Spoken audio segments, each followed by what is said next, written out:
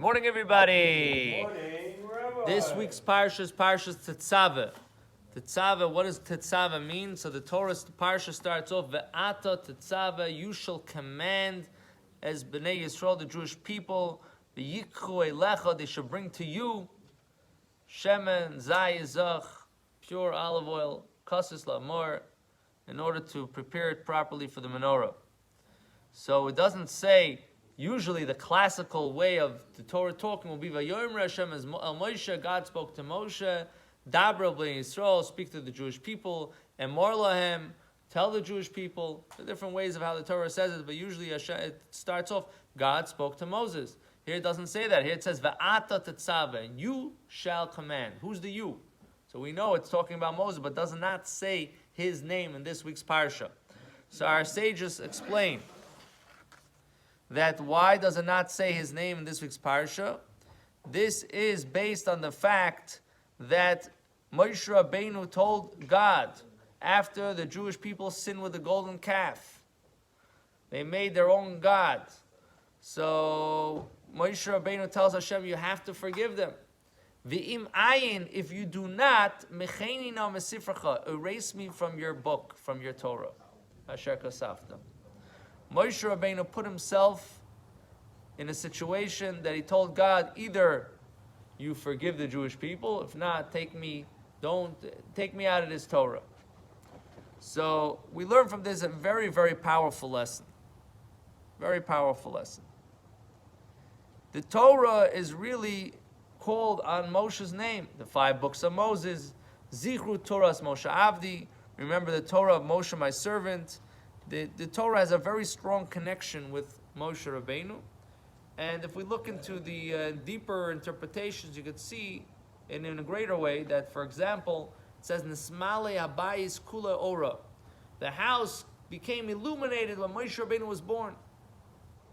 Why? Because he was already born for greatness. He was already born with this idea that he is going to be the one to give the Torah. His whole essence, the whole essence of Moshe Rabbeinu is Torah. That's what he's all about. He's Torah. And that's why he wasn't able to go into Israel. It's another interpretation, because if he would go into Israel and he would build the temple, it would never be destroyed. Because Moshe Rabbeinu is everlasting, just like the Torah is everlasting.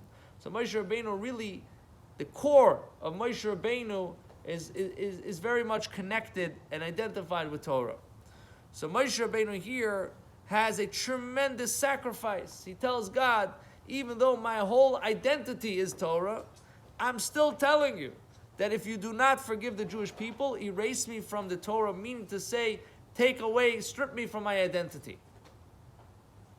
This is the level of Ahavat Yisrael, of love for a fellow Jew, that Moshe Rabbeinu had for another Jew. We're not talking about a Jew that was doing the right thing. We're talking about somebody that sinned. We're talking about somebody that's not on the level of Moshe Rabbeinu. We're talking about somebody that for Moshe Rabbeinu to be his friend, Moshe Rabbeinu has to take himself away from the essence of who he is. He has to separate himself from the Torah in order to love this Jew. This is quite a step in a very extreme way. Nevertheless, Moshe Rabbeinu was ready to do that in order to help another Jew.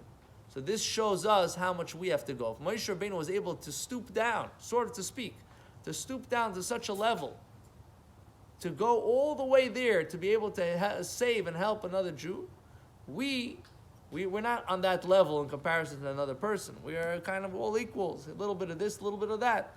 So how much more so we should learn from this and be inspired to love another Jew. The Torah says, V'ahavta l'recha kamocha, love another Jew like yourself. This person is not like Moshe Rabbeinu. This is much lower than Moshe Rabbeinu.